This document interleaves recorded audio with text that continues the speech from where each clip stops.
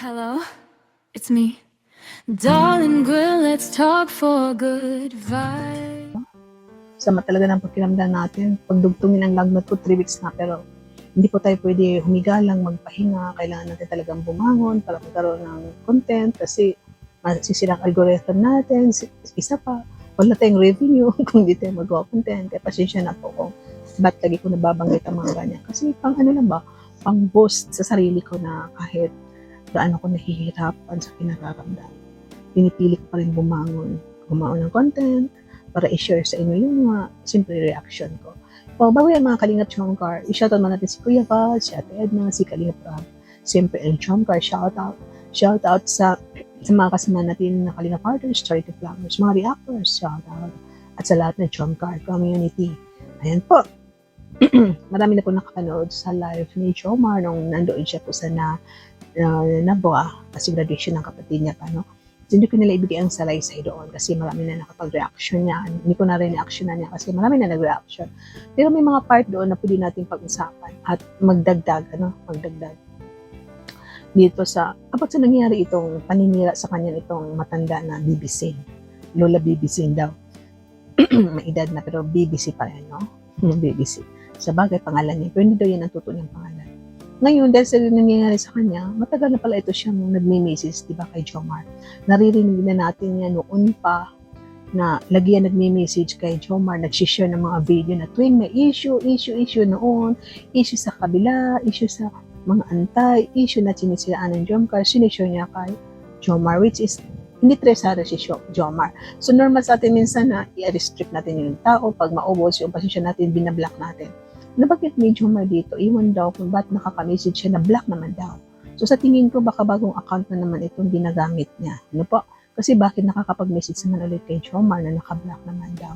So dito sa paniniran niya, so parang nananawagan na si Jomar nga po na kung sinong malapit, kamag-anak, kapitbahay, kung sino nakakakilala na pwede siyang kausapin at na para tumigil. Ano po? So habang nagla-live siya, siyempre, meron tayong screenshot guys. Tapos dahil sa kaka-delete natin sa ating, minsan pag may mga excess na mga photos sa aking cellphone, akala ko tapos na, dinidelete ko kasi po, punong-puna po ang aking Google gallery. So, napakomment dyan si Ma'am Jenny pa na para bang tutulong siya na nag-suggest na ipapahanap yan. No? Si BBC, isa na si Nian. No? Alam po natin, dati ito si Mama Rel, grabe yung paninira din niya kay Jomar. No? Jomar ang target lagi ni Mama Rel kasi makakarla yun, no? Na love niya si Carla, si Jomar ang lagi na pinupunta rin sinisiraan. Pero dumating ang time na parang nag-request si Mama Rel na pakitin sa Karaba. Pero isa na pinili, iniisip ng mga tao na kaya nagbago si Mama Rel dahil doon sa panawagan ni Jenny na hanapin ang location. Hindi namin sa pagbabanta na may gawin masama sa kanya, sa tingin ko, hindi naman sa pagbabanta na para siya may gagawin na bad. Pagbabantang hanapin para maipablatter, mga ganun. So dito si Nian, isa na si Nian, ito si Baby C, nasabi ni Jenny na kailangan na talagang, ayan, no? Kailangan na talagang, yan, harapin, gawa na ng paraan para mapahinto. So, sa tingin ko, pag gumala na si Jomar, baka matapos na. Isa pa suggestion ko, no? Paano na lang kung, i-try na, Tolfo. Total, kilala ng Tolfo ang Kalingap. Sama si Carla, sama si Marian. Kasi sangkot ang pangalan nila dyan, para tatlo ang nagreklamo. So, madali siya mahanap kasi alam ang school kung siya nag-aaral. So, sasama ang Tolfo, pupuntahan ang school kung saan siya nagtuturo. O, diba? Kasi private school daw yun. So, pag napatolfo, tatawagan. Kung mag-sorry siya, siyempre sabi na, pasok ka, pwede siya, open cam ka, aminin mo lahat ng ginawa mo. Kung mag-sorry ka, baka patawarin. Pero kung sasagot, tapos hindi niya aminin, sabi niya, hindi ako yan, depende yan, may proseso, no? Kasi baka, totoo naman, no? Baka, ginagamit din ng iba, sinisiraan siya, pero wala kasing nasabi na hindi po ako yan, no? Talagang lumalaban siya, sa kanya may nangyo siya, so talagang siya yan. Kasi tingin ko, ang Tolfo rin ang makakatulong para mapatahimik itong mga ganitong tao na may profile naman, no? Parang may location kung saan siya nakatira, may family, yung mga family pupunta, kasi mga dami account, minsan may trace. Ito si niya, dami account. So pag pumunta ka sa Tolfo, for sure, ikaw na nagre-reklamo, naglabi ng paninira sa'yo, baka yung IP address ng mga taong ito is mahanap, pwede nila i-click down yung channel, o makita ang profile, yung sabi ko nga kanina, yung, ano ba yun? ID address, baka masolusyonan. Pati ito si Nian, na may account kasi ginagamit na. So, ang marunong lang dyan, itong smart, yung communication ng mobile communication, makipag-communicate, connect itong call. So, matatak siya.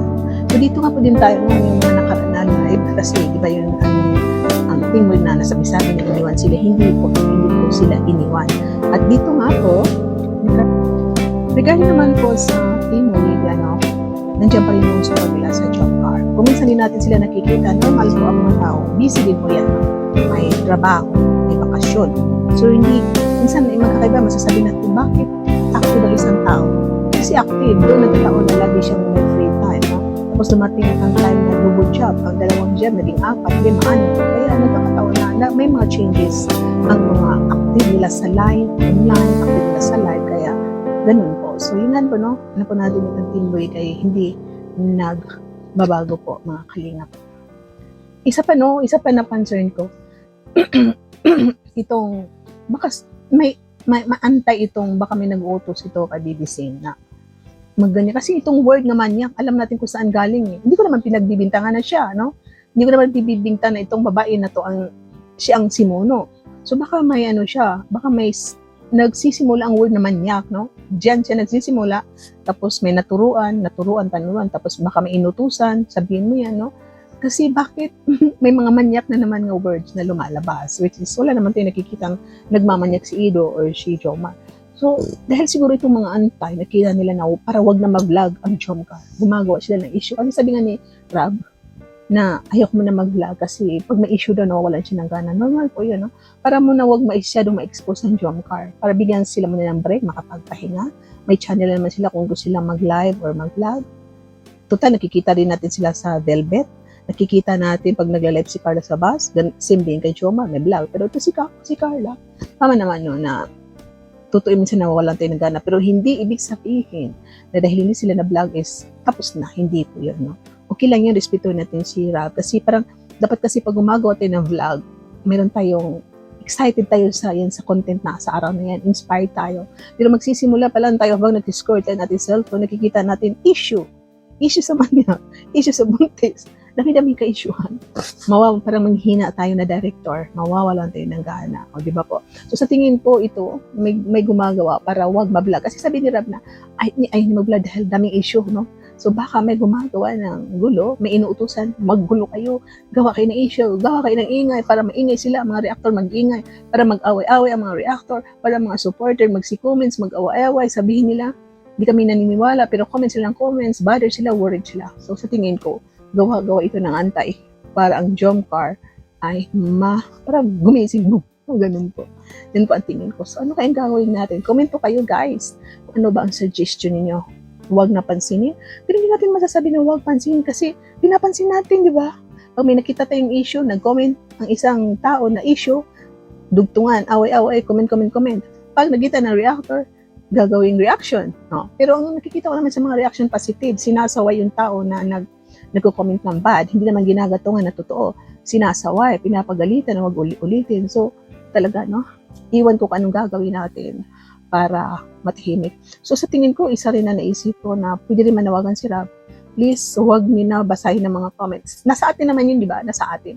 Pero masarap din minsan yung marinig natin na manawagan si Kuya Val, si Rab. Guys, lahat na makita niyo na comment, ito yung makita kayo ng mga niga na comment, block niyo yan, delete. Lahat-lahat. So hindi natin makikita, no? Pero hindi natin magagawa kasi siguro naiinis kayo pag may nakita kayong mga issue yan. Inaaway ninyo yung isang tao, kaya naka-highlight yung issue na yun dahil maraming nag-aaway, nagko-comment dun sa baba, kayo naka-highlights, di ba po? So sana magkaisa tayo, magtulungan tayo para ma-stop ang issue na to. So hanggang dito na lang po, shout out, bye-bye, and share my next reaction. Thank you, God bless you everyone. At ingat po ang lahat. Darlay ni vlog ang boses ng Jomcar, pingkalingap ang sigaw